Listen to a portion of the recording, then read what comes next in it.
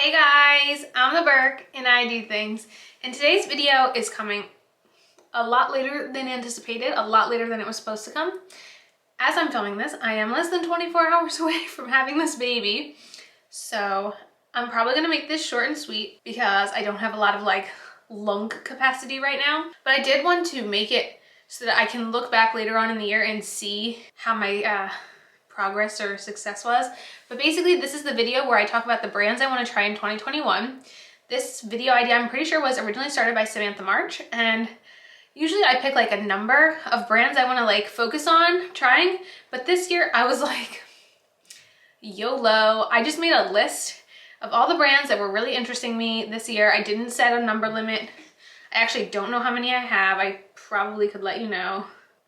I have 16 brands on this list, so I obviously do not expect to actually try all 16, but these are ones that definitely piqued my interest in 2020 and I just never got around to trying them. I was also thinking of doing a video talking about new brands I tried in 2020 that weren't in my brands I wanted to try video. Again, that might come quite a little bit down the line. I do have a good amount pre-filmed right now, but I don't know what our schedule's gonna be like for a little while here. So if you guys are interested in hearing about some brands that would be really fun to try this year, then keep on watching. Let's go. All right, the first brand is a rollover from last year. It's Glossier. I think Glossier was the only brand I wound up not trying on my list last year, but they're a little expensive and every time I fill my cart, I can't make a decision. I can't decide if I've actually successfully picked everything I want because everything is pricey and I don't want to pick the wrong things. I don't know. I don't know why Glossier is so indecisive of a brand for me to make decisions with, but I would like to try them. That would be really fun. I don't have any reason I haven't tried them except that every time I fill my cart, I don't know if I'm satisfied with my options. And I'm just gonna kind of power through these pretty quickly. The next brand is Sydney Grace. I have had Sydney Grace on my radar for a while, but I know a lot of the times they were selling singles and I don't have the eye for making my own single palettes. I never reach for my singles. So the Enduring Love palette I feel is the one that has interested me the most.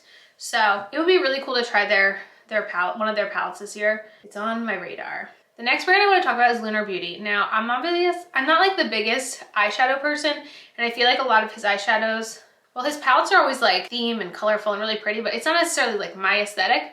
But I've heard so many good things about his lip products. I feel I really want to try his lip glosses. That's what's really interesting me from the brand, honestly. The next brand, I've never tried anything from Milk Cosmetics. Now again, I'm not really an eyeshadow person, so their actual palettes don't intrigue me, but I feel they have really pretty blushes.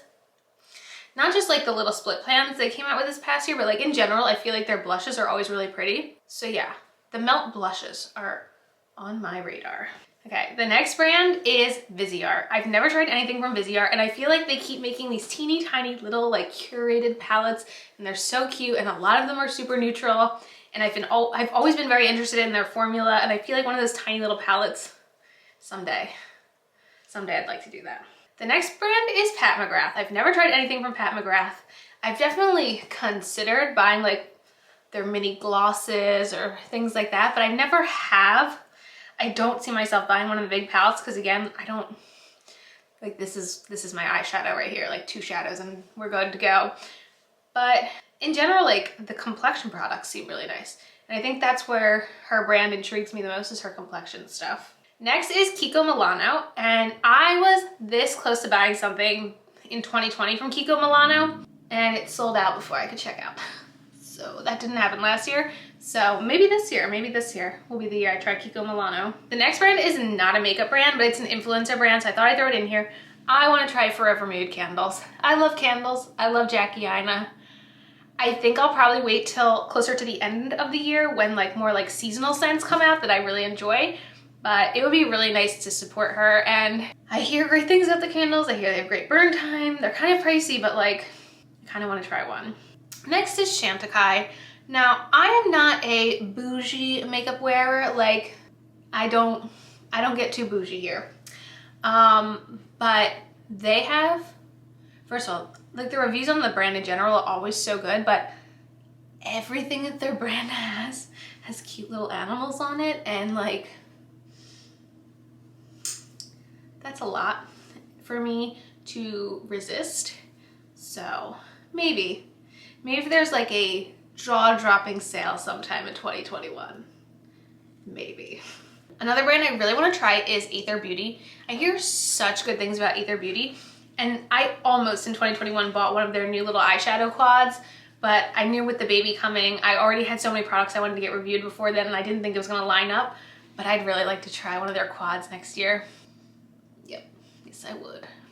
How about Danessa Myricks? I feel like her Instagram account is just like pure gold and beauty, and everything she does to people's faces looks fantastic. And I don't have a specific product from this brand that I'm like keying in on, but it would be really cool to try some Danessa Myricks. I feel like she's got a lot of really cool products that would be fun to play with. The next one is one that I think I get the most recommendations to try out, and it's Believe Beauty, which is sold at Dollar General, I believe. But we don't have Dollar General around me, so I've never been able to find it. And I have looked online, and a lot of times when I try to like get stuff from them online, like it says like not sold online, only in stores. So I haven't tried Believe Beauty yet, but like I would like to do that for sure. Next is Danielle Sandler. I feel like I've seen Hannah Louise posted and Khaki Reviews Beauty both raving about this brand, and it's so interesting. Like the product comes in these little like tubes of, I don't know, like it looks like puffy paint, but like the products are always so beautiful, the liquid products, and yeah, that brand really interests me as well. The next brand is Rowan. I was this close in the Sephora, I guess it was the last VIB sale. They had the Rowan quads on sale, and I was like, so tempting, so tempting. Did not make the plunge, kind of for the same reason as the Aether quads, but yeah, those Rowan quads, I just want to like experience the texture of them, honestly, and that's how I feel. Next is another more pricey brand, so I don't know how realistic this is, but Victoria Beckham Beauty.